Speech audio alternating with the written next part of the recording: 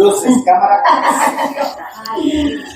Buenas noches. Estamos aquí reunidos en Houston, nuestro segundo hogar o nuestro hogar presencial. Le damos las gracias a Alina y a su bondadosa madre, Ángela Suárez, por tenernos aquí, abrirles las puertas de Tertulia Urbana para estas reuniones. Tenemos una buena concurrencia. Nuestra amiga tertuliana Penélope se ha atrevido a moderar esta corta pero hermosa novela. Yo creo que esta novela si alguien me preguntara, dame un ejemplo de lo que es literatura, yo le presentara esta novela. No es lo que se cuenta, nada más. Es qué es lo que se cuenta, qué tan humano, qué tan humana puede resultar una historia, qué tanto podemos identificarnos con esa historia. Y le damos las gracias, Penélope, por esta elección, a ustedes por asistir. Y nada, Aroa Moreno yo me imagino que tú vas a hablar de ella un poquito, o sea que me voy a ahorrar esas palabras. Y a todos ustedes, gracias por venir.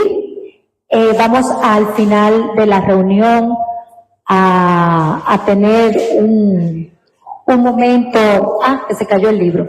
Vamos a tener un momentico para poder compartir algunas ideas, me imagino, ¿verdad? Sí. Y así que vayan apuntándolo y nada, comencemos la reunión. Gracias. Buenas noches a todas. Muchas gracias por su asistencia y su apoyo. Yo sé que muchas de ustedes tuvieron que hacer como un ligero esfuerzo porque esta ciudad cada día más difícil. Y por eso les agradezco doblemente. Pero yo sé que yo puedo contar con todos ustedes. Muchas gracias. Esta novela, que es hermosamente desgarradora, pero bellísima, yo dividí lo que les voy a presentar porque yo espero que sea bien tertuliada. O sea, yo voy a hablar poco, o voy a leer poco, pero voy a leer algo que dividí en la autora y su obra y luego la novela. Y antes de entrar en la novela, yo busqué algunos elementos que sirven como de evaluación para cualquier novela, y sería bueno que ustedes escucharan si les sirve de utilidad y anotaran uno o dos de estos conceptos para que entonces cuando hagan sus comentarios, que es con lo que estoy contando, o preguntas que yo no sé si podré contestar, pero las contestaremos todas. Entonces, se sirvan como ese pie de amigo de esto que les voy a dar. Creo que les digo muy brevemente por el chat que por coincidencia de la vida se me ocurrió como ¿por qué no contacto a Aroa? Entonces, cuando me metí en su muro, vi que ella estaba comentando precisamente que para ella la novela Odisea había sido escrita por Penélope, no por Homero. Entonces, yo como soy una fresca, muchos de ustedes lo saben, y Angélica Novoa no está aquí, que es la que más me lo dice, de una vez le escribí, y yo le dije, mira, soy Penélope, pero no la que escribió la Odisea, obviamente, no te asustes. Y entonces enseguida ella me contestó, feliz de saber que estamos aquí comentando su novela. Ella se puso felicísima. Me dijo que es muy probable que venga en marzo y que si viene nos va a avisar para ver si podemos ir a la actividad que ella vaya y que no le dejemos de mandar una foto de esta noche. Así que, sin más preámbulo, La hija del comunista, novela de Aroa Moreno Durán. Voy a hablar primero de la autora y su obra. Española, nacida en Madrid en 1981, considerada como una excelente escritora de la actualidad por varios reconocidos escritores, algunos que conocemos como Manuel Vilas y principalmente por Almudena Grandes. quien formó parte del jurado que evaluó esta novela, la cual consideró perfecta. Y luego entablaron una relación de amistad. Aroa es periodista, profesión que le permite tener acceso a muchas historias, especialmente en relatos de abuelas, madres e hijas, temas que utiliza para sanar ese lado humano femenino, en el que tiene particular importancia contar sus historias, las cuales, en este caso, narra en primera persona, asumiendo como propias las experiencias de sus protagonistas. Es así como después de publicar sus poemarios, 20 años sin lápices nuevos, que yo le mandé un párrafo 2, y Jet Lag, y tras vivir en México durante 2 años, a su regreso a España escribe Frida Kahlo, Viva la vida. Y por considerarlo poeta referencial, la biografía de Federico García Lorca, La valiente alegría. Ambos títulos cuando los dos más subjetivos y más bellos. Como resultado de sus conversaciones con el poeta español Marcos Ana, quien utiliza tiernamente, digo yo, estos seudónimos, en honor a sus padres, pues su verdadero nombre es Fernando Macarro Castillo, que fue preso político durante más de 20 años del gobierno franquista, se entera Aroa de los numerosos exilios de opositores que marcharon a Alemania del Este. Y allá viaja Aroa para investigar sobre el tema. Y logra entrevistar a algunas mujeres que le cuentan sus historias, las que le sirven de base para escribir su ópera prima, La hija del comunista, publicada en 2017 y tan exitosa que apenas transcurrido 1 año había sido editada 4 veces, y con la cual ganó el premio El Ojo Crítico, otorgado por la Radio Nacional de España. Pienso que no es fortuito, entonces, que el autor escoja el nombre de Marcos para el personaje que ayuda a la protagonista a cruzar la frontera, porque Marcos Ana fue que le dio la inspiración. En 2021, Aroa Moreno escribió en honor a su amiga Almudena una biografía. Almudena, a quien tanto admiramos y queremos en esta tertulia.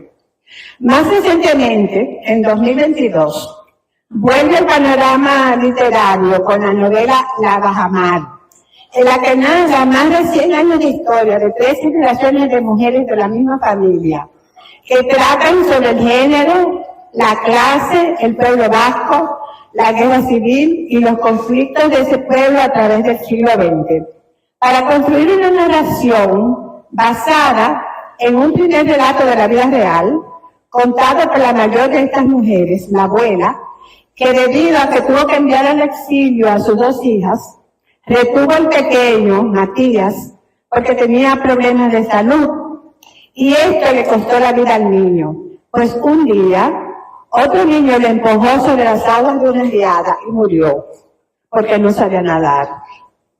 Luego, la autora nos dio las historias de los personajes de la hija y la nieta, por lo que es una novela a 3 voces. Y la autora dice que el personaje que más trabajo le costó fue la menor, prácticamente su contemporánea, por la dificultad de narrar cómo se superan las relaciones entre madres e hijas, que suelen ser conflictivas, debido a que cada una en su rol tiene por lo general expectativas sobre la otra que no siempre se cumplen. La dualidad del amor maternal, que alienta y desgasta. Entonces vamos a hablar ahora de la novela. Y aquí es que voy a hablar de algunos elementos para su análisis, que si quieren anotarlos, recordarlos, o ya tenían en mente uno de ellos, perfecto. Aunque la perfección de una novela pueda ser subjetiva y dependa de un jurado, hay ciertos elementos comunes para evaluarla como sobresaliente. Les voy a comentar algunos para que si desean tomar nota los tengan en cuenta en sus comentarios. Calidad de la escritura, estilo y tono, incluyendo lirismo y capacidad de conmover. Construcción de personajes, profundidad psicológica. interacciones que sean convincentes y enriquecedoras. Estructura narrativa, coherencia, originalidad, fluidez. Profundidad temática, reflexión sobre el ser humano, relevancia del tema. Ambientación creíble y coherente. Impacto emocional, resonancia, que perduren el recuerdo. Un cierre que refuerce los temas y nos deje huellas. Y ahora les voy a leer una pequeña reseña de la novela para después el tiempo va a ser de ustedes. Esta novela se enmarca durante el periodo posguerra en el que los comunistas españoles se ven obligados a huir de España debido al surgimiento del gobierno del dictador Francisco Franco, que gobernó ese país desde 1939 hasta 1975. Uno de los destinos de estos exiliados fue Alemania, ocupado en parte por los rusos y en parte por los otros aliados, lo que termina dividiéndolo en este y oeste, RDA y RCA, República Democrática Alemana y República Federal Alemana. No solo ideológicamente, sino que en 1961 se construye lo que se conoce como el Muro de Berlín, que dividió el país y también las familias, amigos, sus sueños, hasta su demolición en el 1989. Justo antes de leer esta novela, tuve en mis manos, por pura casualidad, La montaña mágica de Thomas Mann, escrita hace ya 100 años, la que vemos como a principios del siglo pasado se impusieron la polarización, el discurso del odio, la desinformación. ¿Les suena? La gran irritación, el autoritarismo, recurrir a la violencia cuando las palabras no alcanzan. Fueron años marcados por muchos sismos, populismo, todos los sismos, nazismo, que junto a las guerras dividieron el mundo tanto ideológicamente por el conocido telón de acero, como por muros físicos, de los cuales probablemente creo yo que el de Berlín fue el más infame. También recientemente leímos a Stefan Zweig, que sufrió en carne propia el desarraigo del exilio, hasta su suicidio en Brasil. Y como suele ocurrir en Tertulia Urbana, las lecturas del grupo coinciden de una manera u otra con eventos y evidencias de la actualidad, en que se recrudece el tema de unos 8 millones de venezolanos errando por el mundo por causa de una dictadura, el surgimiento del autoritarismo en varios países, y en que el fracaso de las doctrinas comunistas de extrema izquierda está dando pie a que surjan extremismos del ala derecha que promueven de nuevo esos sismos que creamos superados, la construcción de nuevos muros. Y traigo a colación esta novela de Mann porque en el curso de la misma, su protagonista Hans Castorp, conversando con sus interlocutores Settembrini y Nasta, va evolucionando y cambiando su pensamiento y filosofía político en el eterno dilema que marca la diferencia, el este del oeste. Y es algo que entiendo como un tema de reflexión de todos los tiempos, ahora tal vez más que nunca, cuando todo evoluciona tan rápido.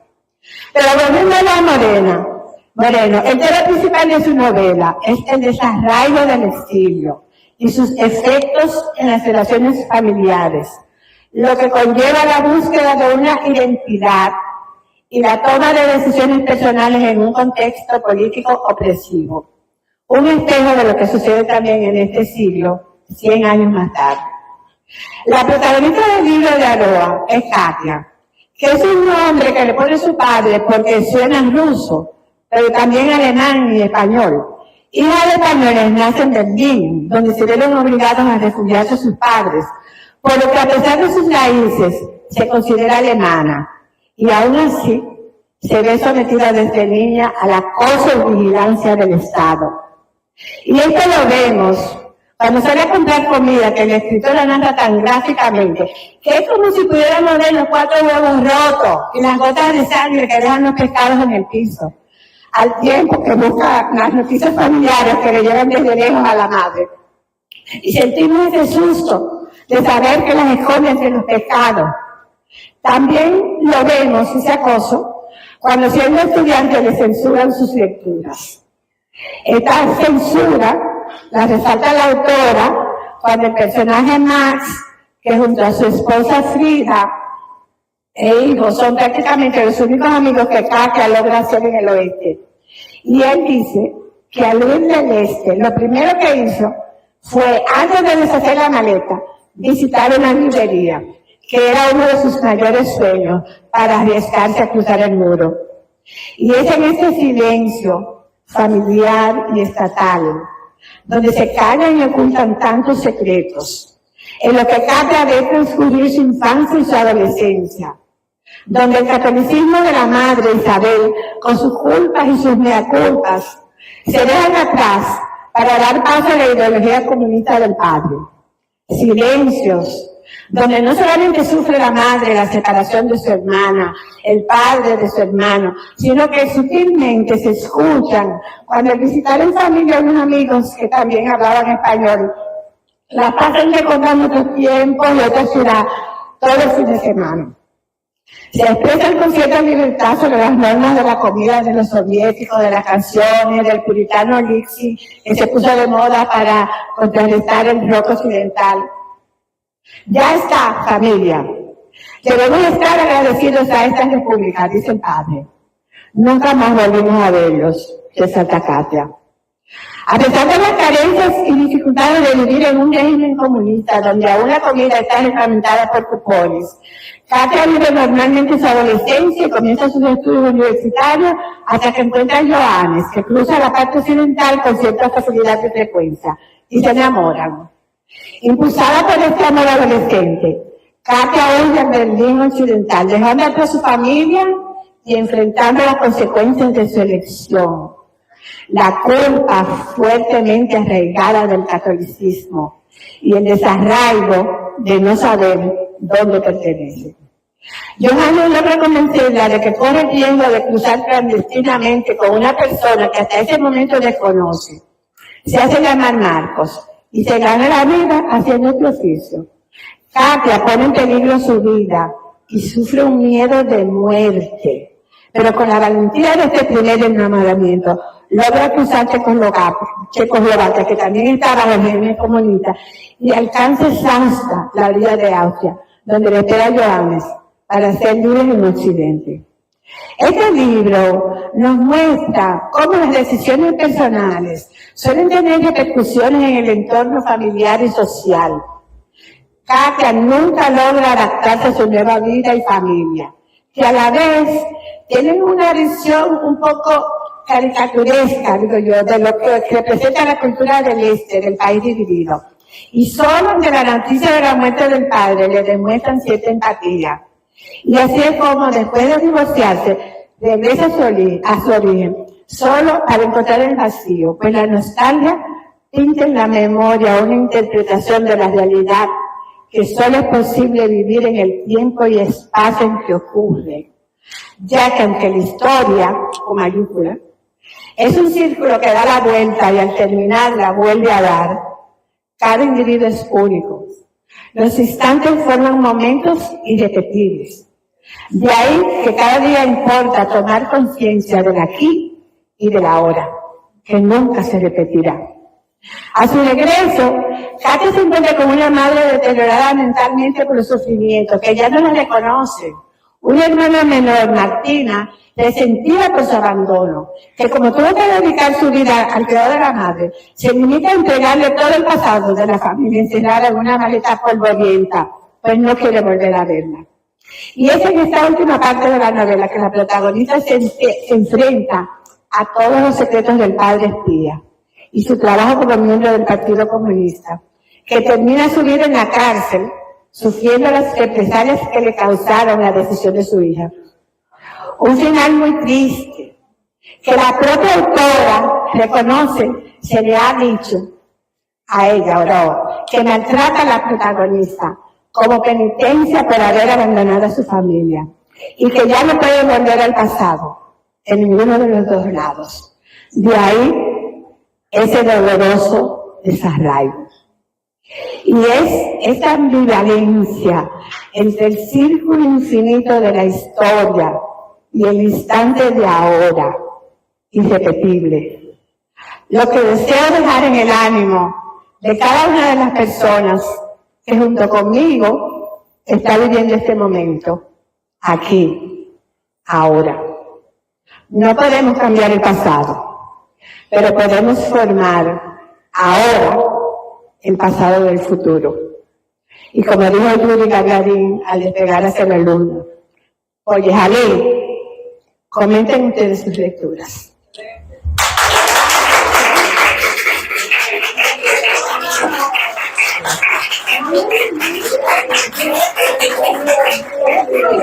Entonces vamos ahora a coger los turnos. A ver, contundente. Yo creo que un análisis contundente, pero una novela contundente. Preciso, incisivo, muy, muy hermoso. Yo quiero empezar a tomar los turnos por el chat. Pueden... ¿Yo puedo ir anotando? Yo puedo anotando los turnos. No, yo lo veo, no te apures. Okay. Usted nada más que responda. Okay. Pues pueden ir tomando los turnos y en el chat pueden ir haciendo los comentarios que se leen.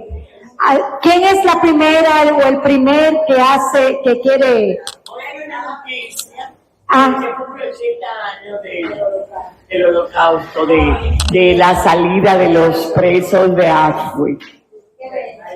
O sea que es muy sintomático que nos toque hoy mismo, en el 45 fue que... Wow. La verdad que no sabía, no tenía ese dato, que pues hermosísimo. Doña Lice, como estamos, bueno, Julio nos va a ayudar con la cámara. Yo creo que yo fui la guapa porque yo no vi más manos, se levantaron. Pero yo quiero felicitar a Penélope por este comentario tan contundente como dijo Yulisa, pero tan contundente como la novela, porque empezaste de una manera genial y terminaste también de una manera genial. Viste todos los puntos, desde el punto de vista literario, viste por qué la novela debe ser vista como perfecta, como la llamó Almudena Grandes. Y entonces también la comentaste a lo largo del libro, todo lo que pasó y todo lo que puede pasar.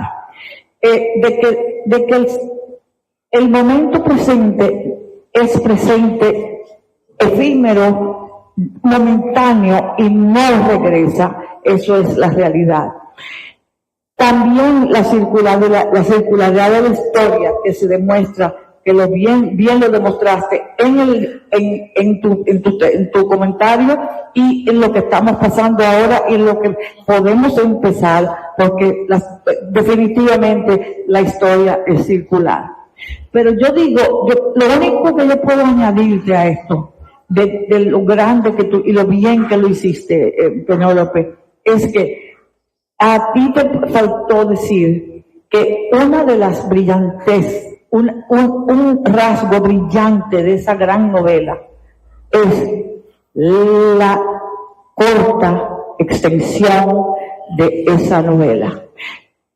Es la muestra de que una novela no necesita ser multitudinariamente grande, con 500 páginas, 600 páginas, para cubrir todo lo que esta joven escritora cubrió.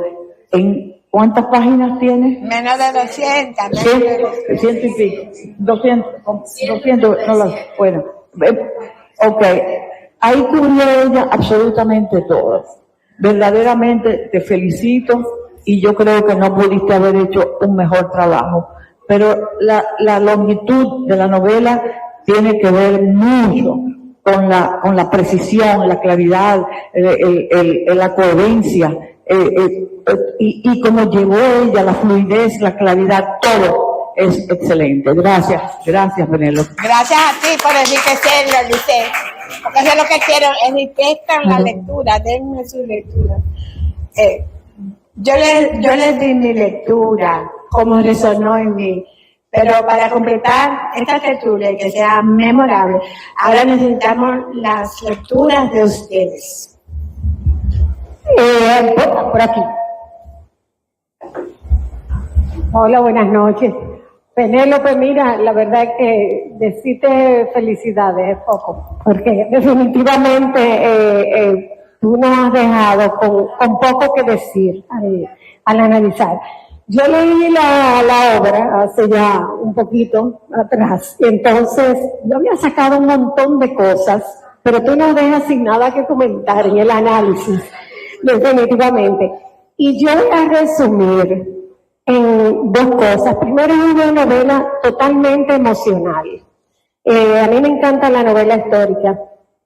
Y me quise meter en buscar esos 40 años que Aroa, con esta juventud, 44 años, y sin embargo, con ese amor que le tiene a su oficio de periodismo, pues logra parir una novela como esa. El periodismo nos ha regalado muchas obras buenas.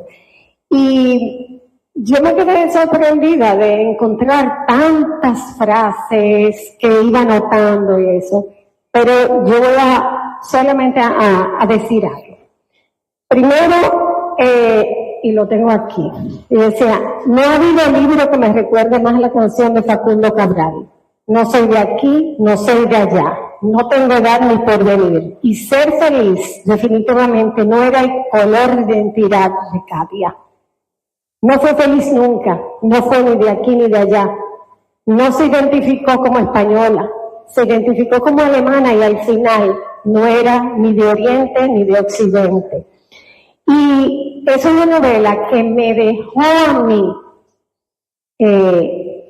mucho respeto, ahora más que nunca. Yo escribí. Y luego de leer esta novela, le tengo más respeto a todo aquel que forzosamente tiene que abandonar su tierra de origen y dejar atrás raíces y familia. Porque definitivamente el dolor que queda, el vacío. En muchas ocasiones los padres mantienen el vínculo con el país que se abandona. No fue este caso, según la novela. Su padre fue una persona de mucho misterio. Es una novela donde Katia en primera persona nos habla de ese sentimiento y cómo ese dolor, yo creo que ella no se perdonaba a sí misma. Y no se permitió ni siquiera amar a su esposo. Le tomó odio, por así decirlo, porque ella se culpaba. Entonces, ver las consecuencias de los hijos de la guerra, ver las consecuencias de las pérdidas y del dolor, ver cómo tanto su madre como ella, las dos se culpaban. Prácticamente hicieron lo mismo. Por amor, dejaron todo atrás. O sea que yo definitivamente, para mí, esta obra me ha dejado mucho que pensar, y mucho más en esta época, en donde estamos viendo que los muros no son solamente de concreto, son muros hasta de impuestos, son muros de odio, de diferencias raciales, de diferencias religiosas, son muchos muros que ahora mismo se están levantando. Así es que nada, me encantó y te felicito. Gracias. Gracias, Alina. Habló Alina para las personas que están en streaming. Murray. No hay que tocarlo. Antes que nada, Pen, qué buena presentación. O sea, cubriste todos los aspectos de una manera sesuda, emotiva, como es el libro, porque el libro tiene mucha emoción, mucha profundidad y al mismo tiempo también es un libro literario, digamos. Por ejemplo, cuando habla de la obra de Anna Seger, de la séptima cruz, a mí me llamó mucho la atención lo busqué, me dieron ganas de leerlo. Hubo un momento en que leyendo el libro yo sentí que ya yo lo había leído. No sé si les pasó a todas. A mí me pasó. No sé, era como una historia repetida, que lo habíamos visto en películas, lo habíamos visto en otros libros, habíamos conocido, nos habíamos asomado a esas tristezas profundas. ¿Por qué? No solamente por la parte política que ya conocemos y que tristemente se repite y se repite y se repite, como ustedes dicen, que la historia da vuelta, sino también porque es extrapolable a la vida, es extrapolable al momento en el que tomamos decisiones de las que nunca más nos podemos arrepentir, es el famoso turning point. Ya. Y ella lo retrata de una manera cruda, real. Tú cargas con eso. En algún momento cuando se reúne ella con la amiga Frida que conoce y demás, hay una parte que en el otro matrimonio sí se atisba felicidad, pero ella no la puede encontrar, como nos pasa a muchos en la vida, independientemente de las circunstancias políticas. Para mí es un libro que tiene mucha lectura, es un libro que no es tal cual, como siempre me pasa cuando leo. O sea, que estoy siempre como sintiendo el libro. Es un libro para sentirlo. Hay una parte que inclusive me tocó directamente, que es una tontería, pero ella habla de unos árboles que se llamaban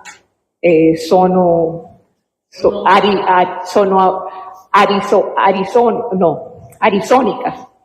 Las arizónicas son unos pinos, y yo crecí, en mi casa habían unos pinos raros que siempre le decían a mi mamá, qué bonitos pinos, y mami decía, no, son arizónicas. Y leyendo el libro, así también tuve como una conexión personal, y fui, la busqué, y eran las mismas hojitas.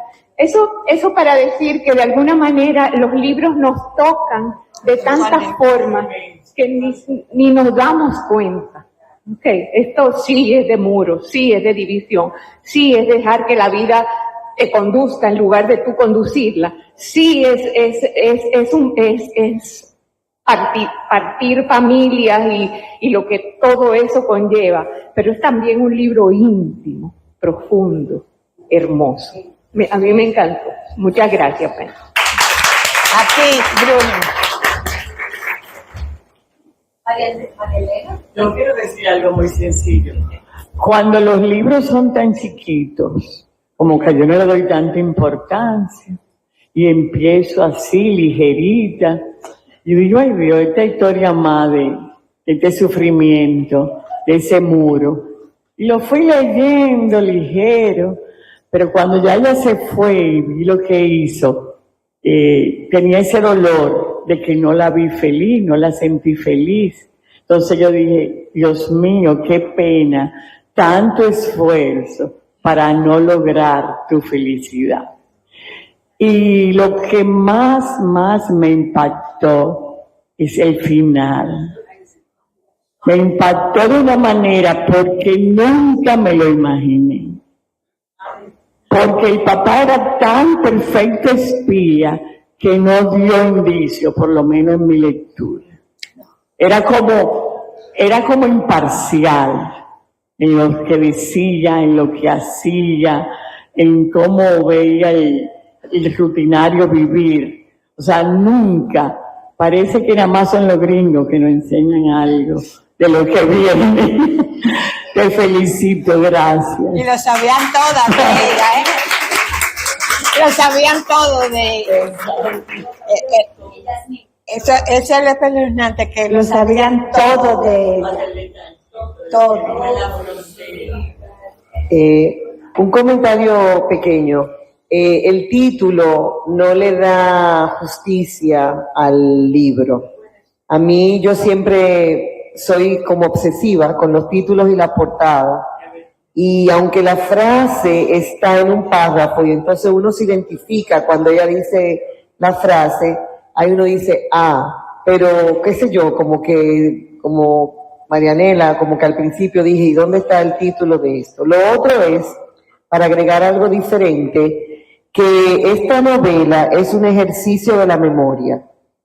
Y puede ser que yo, que estoy obsesionada con la memoria, intuitiva y repetitiva, vea esas ideas en todos los libros que estoy leyendo, pero yo les voy a leer 2 parrafitos pequeñitos, 4 líneas, que me impactaron, porque definitivamente las personas que vivieron realmente esa época tienen diferentes versiones de lo que pasó.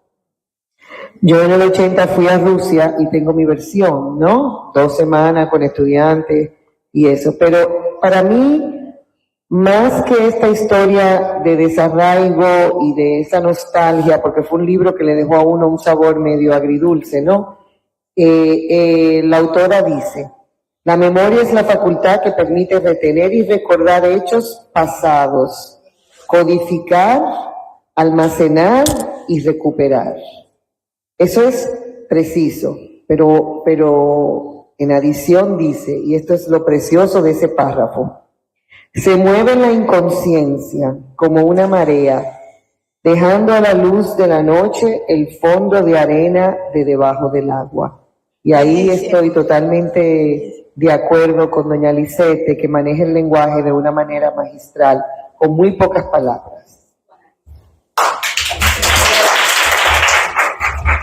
Sí, estoy de acuerdo contigo, Yasmín, en que con tan bellos títulos que ella tiene en su poemario y en ese Que viva la alegría, el de Frida, Que viva la vida, y el mismo La va a amar, como que este libro, ¿verdad? El título no nos dice,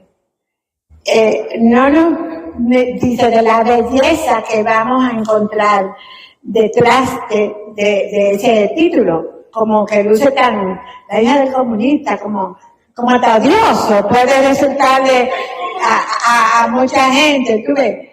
Y sin embargo, ella tiene un lirismo. Yo mandé al chat, no sé si lo recuerdan, una cita que yo tomé, como que habla como que no importa lo que pase, como que en el centro tenemos algo, como ese que no puede ser herido. Y entonces, por coincidencia, como suelen suceder las coincidencias y siguen sucediendo esta noche, yo me recordé de lo de Camus y le escribí de Albert Camus, y entonces lo de En mí existe un verano invencible. Entonces cuando lo puse en el chat, Yulisa se emocionó porque ella también estaba leyendo a Camus. Y encima de ñapa veo a Tolstoy y dice una palabra más o menos, o sea, los 3 escritores dicen lo mismo de manera diferente, pero el sentido es el mismo, es un sentido tan profundo. Y yo me emocioné tanto cuando tú ves como, y por eso a veces tiendo a hacer como esas asociaciones de, yo les he hecho de que yo entré a esta tertulia, yo tiendo mucho como asociar una cosa con otra, y a veces eso no es bueno tampoco, eso es parte de mi loquera. Breve, porque ya se ha dicho de todo, pero el libro me impactó, le comentó Marianela, sí, lo comencé y aquí lo tengo, pero de verdad que cuando uno empieza y le da el valor al libro, el libro es una poesía novelada, porque es tan bello la forma en cómo ella escribe, como ella transmite ese amor, ese desamor, ese desarraigo, tantas emociones juntas. Y yo que he vivido tantas circunstancias, me sentí también muy aludida, porque la felicidad no existe si tú no la buscas, si tú no decides ser feliz con lo que tú tienes. Y ella era amada y sin embargo ella no lo aceptó. Entonces es una cosa de que yo no puedo esperar que el amor venga de los muñequitos. El amor es una decisión. Ese era mi caso.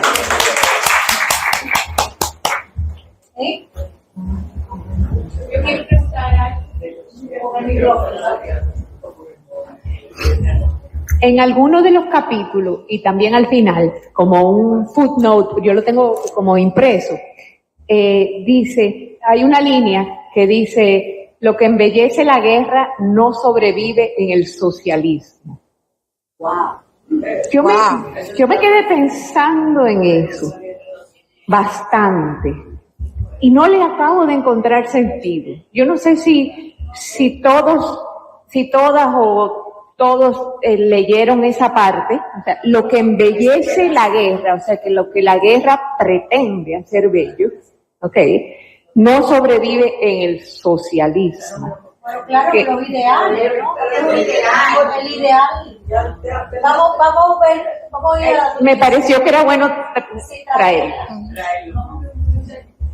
Yo creo que lo que él quiso, lo que quiere decir Aroay, ella, es justamente lo que va con el título del libro, la hija del comunista. El comunista era tan obsesionado con ese socialismo que la belleza justamente reside en todo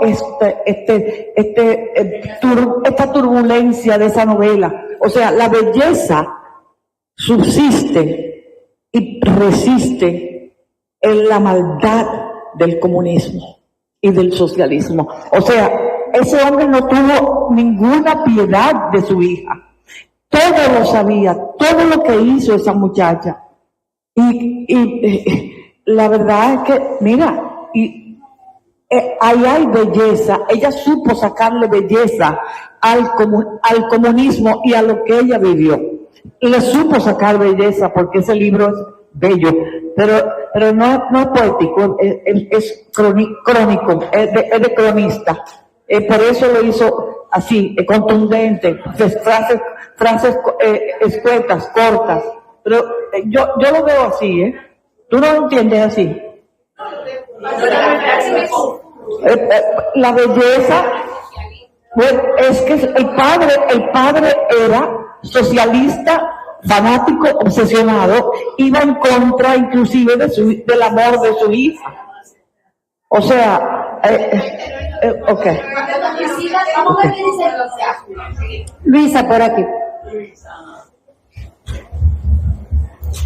Las guerras surgen por emociones, sean buenas o sean malas. Cuando una guerra surge como un ideal y tú estás metido en el meollo de eso, tú consideras que eso es lo bueno. ¿Ok? Este señor salía de la Guerra Civil Española. Él era comunista. No necesariamente el móvil de la Guerra Civil Española. Era un branch aparte de los republicanos. Y hablo con conocimiento de causa. ¿Qué pasa? ¿Qué pasa? Se van y se refugian en países que le dieron apoyo a los comunistas que estaban en la guerra. No a los otros, porque a mi papá no lo mandaron para allá. Mi papá vino para acá. O sea, mientras tanto, como hija de refugiado de guerra, sé que ese romanticismo se queda latente en ese grupo. Mi familia española, que siempre la llamo así, se reunían y hablaban de cosas que nunca nosotras nos enteramos, porque ellos tenían ese ideal y siempre estaban pendientes. Y cuando salió Felipe González, fue como si hubieran vuelto el Mesías. ¿Me entiendes? Porque es el romanticismo que hace. No es si es bueno el socialismo, si es bueno el comunismo, si es bueno la democracia. Nada de eso es lo que importa. Lo que importa es la emoción que te mueve a hacer algo tan grande como una guerra. En la otra mano tenemos que también lo que mueve es lo cuarto y los intereses de acumular riqueza. ¿Tú entiendes? Exacto. Y él le convenía. Además, fíjate tú que en la novela nunca se ve al papá haciendo nada que te diga que él está en algo que no sea correcto. ¿Me entiendes? Para nada. Claro, por supuesto, espía es porque está escondido. O sea, él era un informante de su vecindario, de sus compañeros de trabajo, de todo el que... Entonces, eso yo creo que quedó bien claro en la novela.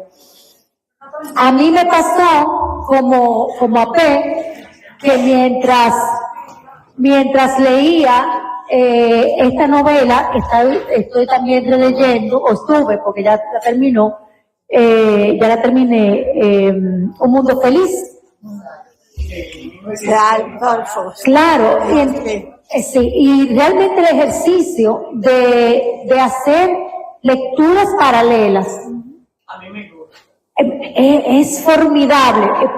O sea, esto que me sucedió a mí pudo haberle sucedido a cualquiera con otras dos novelas paralelas, pero la literatura tiene la vocación de realmente explicar y mostrar la vida.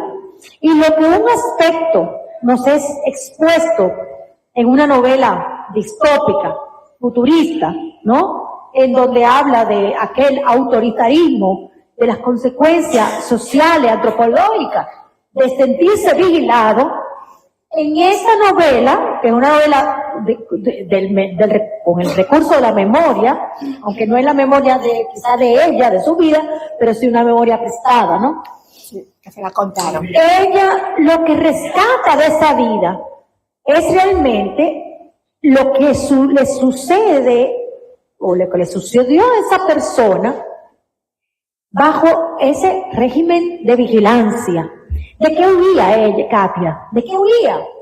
O sea, ¿huyó de qué? Del sistema, del muro, de la familia. O sea, ¿de qué huyó? Quizá ella huyó de ella misma, de no ser esa persona que ni siquiera tenía... era un amor de juventud, pero ella no tenía ni siquiera...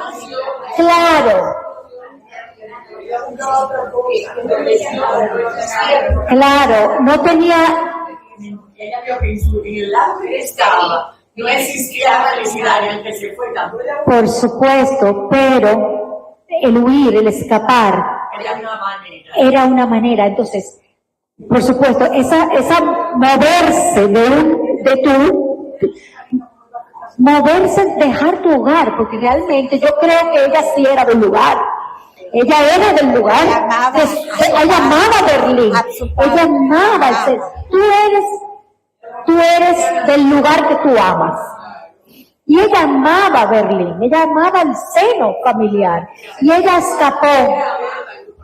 Yo no creo que ella se fue a perseguir a un hombre o a un amante. Ella huyó de la represión, de esa mutilación.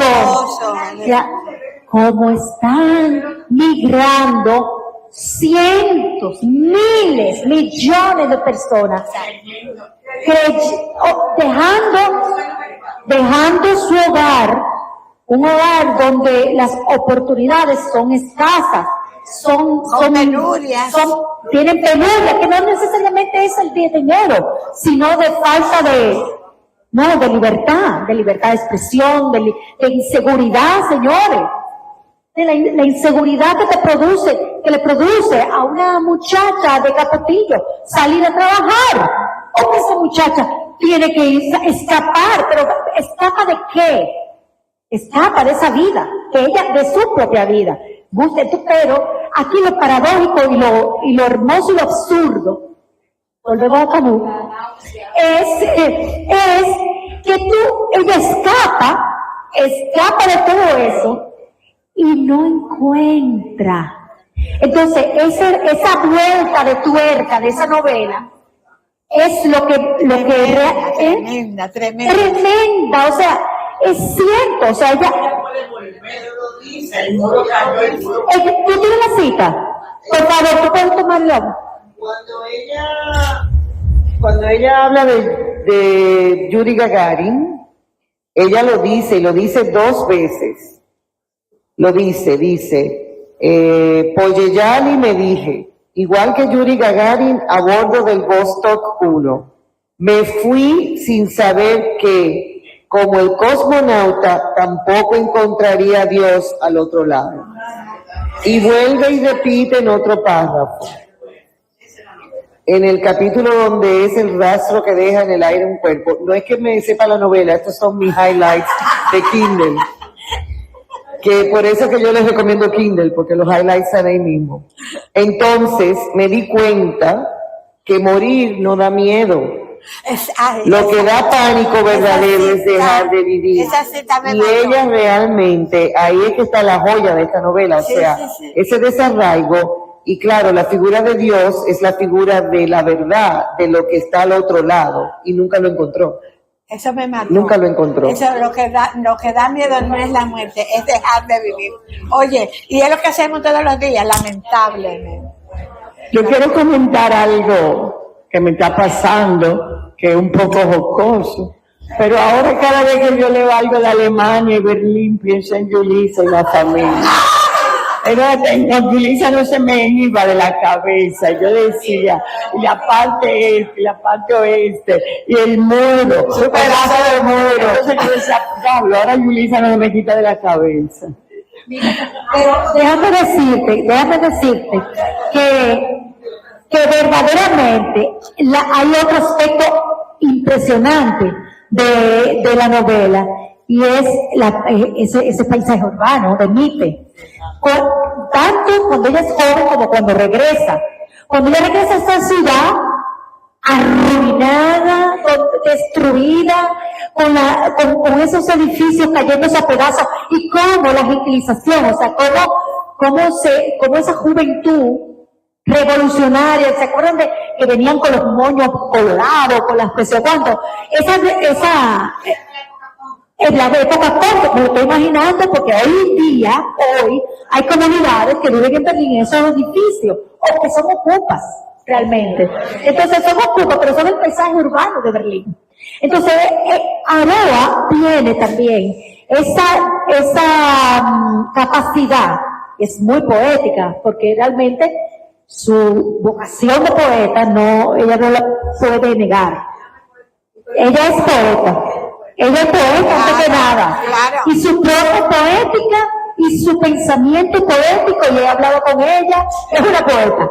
Y en su novela transmite en metáfora, a través de esas imágenes, muchas cosas, esa capacidad de decir sentimientos, ¿no? De poder describir sentimientos. Si no se hace a través de esos niveles de escritura, capas de cebolla, tú no lo consigues. Y ella en una frase está hablando de un contexto histórico, hablando de un contexto emocional, hablando de una relación íntima, porque después de todo, todos no reaccionamos igual, pero esos personajes son tan creíbles, tan verosímiles, tan reales, o sea, todo eso pudo haber pasado. Y habla de eso. Perdón, yo quiero Primero, un segundito, Penélope. El nombre me resulta tan extraño. ¿Cuál? Aroa. Eso debe ser de arriba de País Vasco. De Vasco, nombres así. como la última novela de Sabajamar. Yo subrayé muchísimas cosas, pero hablando de lo que estábamos hablando hace un momento, antes de Yulisa hacer los últimos comentarios, decía, si la guerra era fría, yo estaba congelada. Pues, wow. Y hay otra que dice, una extraña mezcla de camaradería entre los excluidos, entre los que no conseguimos subirnos al tren y nos quedamos haciendo una fiesta de consolación en el andén, que no parecía ni mal ni bien a nadie. Ella estaba congelada. Otra pregunta más. Así, o sea, como para traer un chin de debate. Sí, porque está la tertuliada, o sea. Según ustedes, cuando el libro, o sea, según el libro comienza, ella está afirmando algo. ¿De qué se trata ese principio? Yo entiendo. Al principio del libro. Ajá, sí, yo sé. Ella está. El micrófono. Katia Ziegler destapa la estilográfica. Ella usaba la estilográfica que le regaló su papá, como haciendo un gran sacrificio, porque cada vez que compraban algo, ya ustedes saben. Y para mí, yo entiendo que eso que ella firma es su divorcio. Ok. Y es una escena como fuerte, y como sacarla como de contexto, porque tú lees eso, y después entonces como comienza 8.000 años después, y tú dices, ¿de qué que me habla? Pero era cuando yo estaba firmando el divorcio. A mí me gustó pensar que cuando culmina su historia, me gustó, o sea, porque eso es lo que tienen los libros, que son interpretativos según. Sí, cada quien tiene su Sí, lectura. a mí me gustó pensar que lo que ella iba a hacer después, como una catarsis, era escribir. También puede ser. Sí, por eso le digo, por eso le dije, pues Javi, vámonos, hagan su lectura, comiencen su lectura, porque cada uno de nosotros va a tener una lectura diferente del libro, y a cada uno de nosotros nos van a resonar escenas y vivencias diferentes. Y yo no quiero dejar de mencionar, por si acaso nadie más lo menciona, que está también las canciones en el libro, lo cual es algo que cada vez más los escritores, y para mí meterme en las canciones de los libros, ustedes no se imaginan lo que para mí significa. Yo desde esas canciones de Sullivan, que Francia subió una, hasta cuando ella habla de John Baez, entonces yo me meto a escuchar a John Baez, que es toda una época de nosotros, dice, y claro, John Baez inclusive cantó con Dylan, con el premio Nobel, como Dylan. Ajá, entonces ella canta en inglés y canta en español. Y lo grande del caso, ya esto es como un chiste, pero ustedes soy chistoso y no puedo hacer chiste. Que cuando, que yo escucho a John Baez y termino en el preso número 9 y me quise morir. ¿Ustedes se recuerdan del preso número 9? Bueno, eso era como de mi infancia, yo estaba en el vientre de mi madre cuando yo escuché. Pero algo tan absurdo. Pero luego escuchen las canciones que mencioné el libro, no se pierdan nada. Bien, buenas noches. Mabel Gómez Navarro, cuñada de Penélope.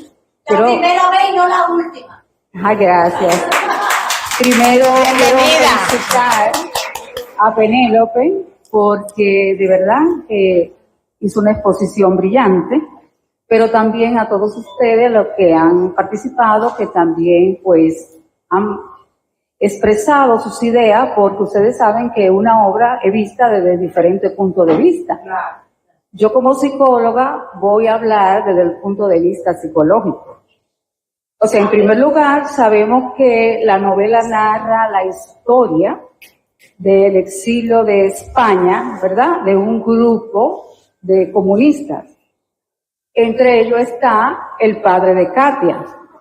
Pero el padre de Katia representa a todos los demás.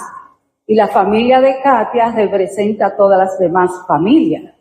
Y hablan de los hijos. Y es precisamente lo que ha pasado con Katia, cómo ha impactado esta situación a esa niña. Entonces eso me recuerda a Sartre, cuando decía la náusea que le produce este mundo. A ella también, ella no tenía los recursos psicológicos para enfrentar los desafíos, la situación, y huyó. Huyó porque no podía enfrentarse a nada. Entonces, la gente pregunta, ¿por qué huyó? ¿Por qué dejó la familia? Era una situación, era un pleito con ella misma. Era un desasosiego. Ella no entendía. Ella prefirió huir, dejar la familia.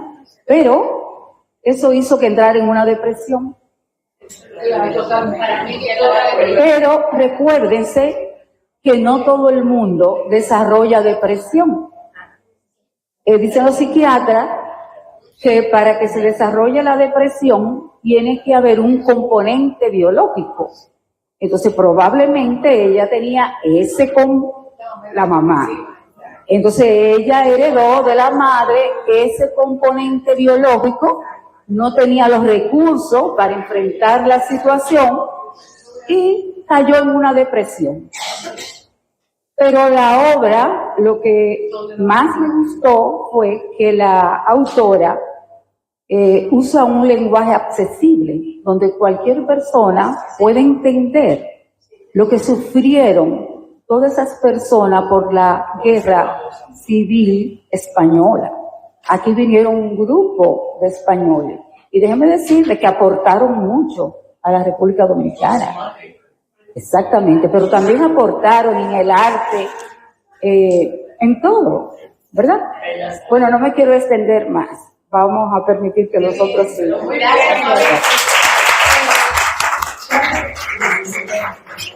Doña Lice, tenemos en el turno, doña Lice, Jolie. Perdón. Después. Yo lo que quería decir, Penélope, es que tú hablabas de la música del libro, y tú, Angelina y yo tuvimos la oportunidad de ver encontraron un día leyendo a alguien a la obra de Rita Indiana, Papi, y otro disc jockey poniendo la música. Wow. Que valdría la pena que un día lo hiciéramos, porque la novela se interpreta diferente. Sí. Cuando tú tienes a alguien que, imagínate que tú hubieses hecho eso hoy, coges el libro y cada vez que mencionan a alguien, una persona al lado tuyo, pone la música y no solamente habla de esa canción, sino lo que estaba pasando en el mundo, cuando Joan Baez o Bob Dylan lo decía. Porque definitivamente que si lo hiciéramos, cada uno de nosotros, si hubiéramos leído el libro con la música, vemos la obra completamente diferente. Es decir, que me parece muy acertado lo que señalabas de cómo impacta cuando hay obras musicales, no musicales porque sean musicales en sí, sino porque incorporan en su argumento la música. Y después de ese encuentro que nosotros tuvimos, yo tomaba la costumbre, como ahora tú lo pone ahí en YouTube y nada más escuchar la canción, es muy fácil, y definitivamente que tú lo lees distinto. Hace una diferencia. Hace una gran diferencia. Me voy a parar porque no veo por acá. Buenas noches. Estoy por primera vez también, Rafaela Burgos. Muy bien. Hola. Miren, desde la perspectiva familiar, yo vi unos esfuerzos tremendos en la familia de Katia por darle normalidad, por aprovechar la cotidianidad. Estas niñas tenían un ambiente familiar protector que les daba seguridad, que las protegía de lo que estaba pasando allá afuera, de la realidad que enfrentaba el padre. Y él se daba cuenta, había señales, sí había señales. En un momento ellos llegaron y había 2 hombres que subieron y ellas no pudieron subir. Había otro señor que trabajaba en una universidad, en una biblioteca dando clases, y después que habló con el padre, el señor fue despedido o desapareció. Y ella tomaba nota, ella observaba contradicciones. Pero este papá y esta mamá hacían tanto esfuerzo porque ellas no se sintieran que no pertenecían, que ellas lograron, y Katia en particular, un sentido de pertenencia que a los demás les estaba vedado. O sea, no había posibilidad de desarrollar un sentido de pertenencia, excepto en el ambiente familiar, protector, organizado para esos fines. ¿Cuándo viene la crisis de Katia? Cuando sale al mundo exterior. Cuando empieza la universidad, cuando empieza a tener grupos, cuando empieza a interactuar. Y comienza a ver que están pasando cosas de las cuales ya no se enteraba. O sea, esa señora que atraparon, que no pudo cruzar, esa historia se repitió miles de veces. Y para los que hemos ido como turistas a Berlín y vemos el lugar del cruce, es horrible.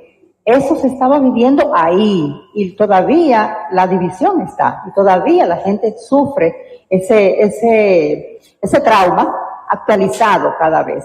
De manera que la huida, yo pienso, de Katia viene del descubrimiento, de entrar en contacto con una realidad de la que ella la habían protegido.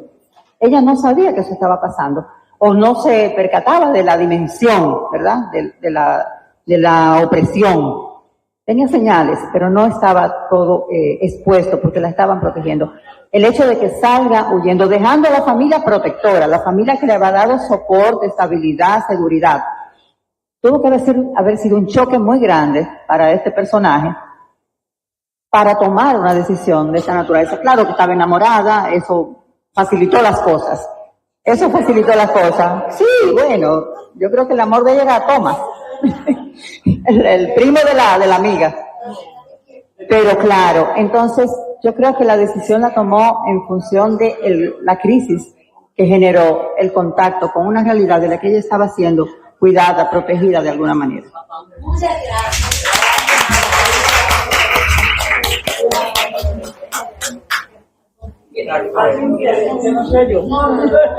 Miren, yo quería puntualizar el hecho de que en este libro ella no demuestra ser poeta. Le explico por qué. Ustedes pueden ver en la página 53 que le abrí al azar y ven que esas palabras, las frases son cortas, contundentes, son frases de una cronista y son frases de una persona que puede escribir un libro muy, muy preciso y claro en cortas frases. Por ejemplo, con el verano llegaron los días del festival. Todos estábamos inquietos. El trabajo se amontonaba sobre las mesas. Miles de documentaciones, de papeles, permisos, dirección. En casa, Martina se había pasado los 6 últimos meses ensayando su clarinete hasta la desesperación. Formaba parte del desfile con la banda de música de nuestro barrio. El primer día de la semana del festival, un fotógrafo. Eso no son palabras de una poeta. Eso son palabras de una cronista, de una periodista. Eso, y ella, aquí es que está su grandeza. Y la belleza del libro es el conjunto de todo esto y de los sentimientos justamente al final de la obra. Ese final de la obra nos dejó pasmados a todos. Pero este libro no demuestra que ella es poeta y lo quiso separar expresamente. Hubiese sido más largo el libro si escribe poéticamente. Créanme que es así. Yo lo pienso que es así, y me perdonan por ser tan contundente yo. ¿Me entendieron? Okay. Bueno, pero algunas. Búscame algunas, pero sí. Comenzando como la nieve nos suena el caer.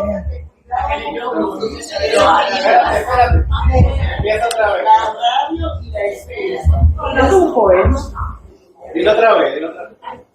Bueno, para los que no somos poetas, suena poético. Había 2 cosas que cuidábamos como si estuvieran vivas: la radio y la estufa. De su buen alimento dependían nuestros inviernos. ¿Hay algún otro comentario? ¿Algún otro comentario? Pues Penélope, yo creo que te toca cerrar. ¡Ay! Perdón, se cayó. Esto hay que buscar un camarógrafo. Te toca cerrar la tertulia, recoge ahí las ideas, pide a Aroa que venga a Santo Domingo para ver si la conocemos en persona. Pues primero quiero agradecerles a todas y a todos el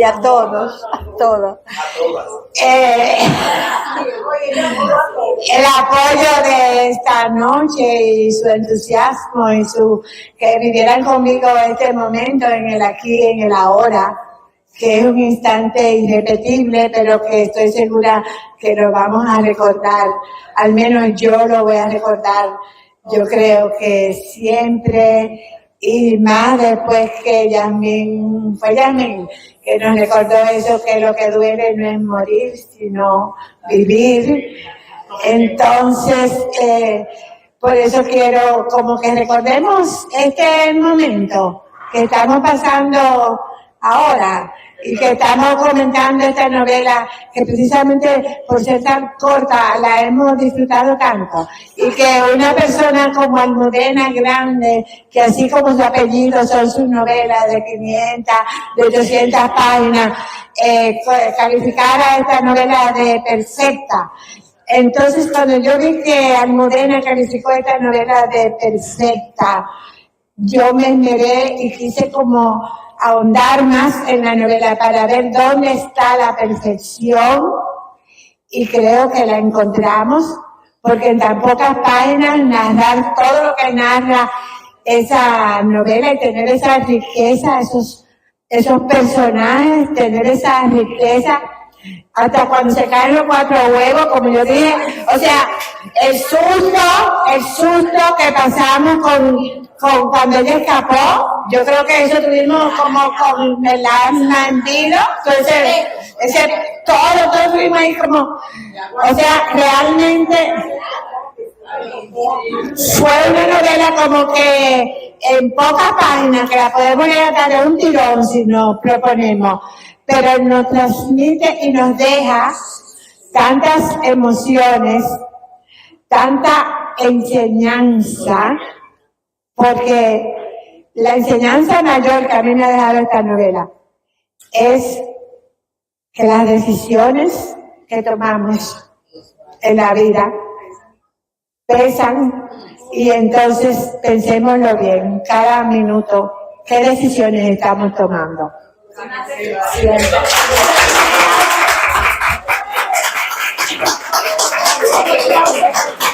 Se acabó. Un aplauso a nuestra querida Penélope, a todos ustedes. El perdón viene otra grande, una novela corta grande y de una dominicana. La de Carmen Inver. Carmen Inver, Brugal. El imposible perdón. Así que vamos ahora de Berlín a Santo Domingo. Casi.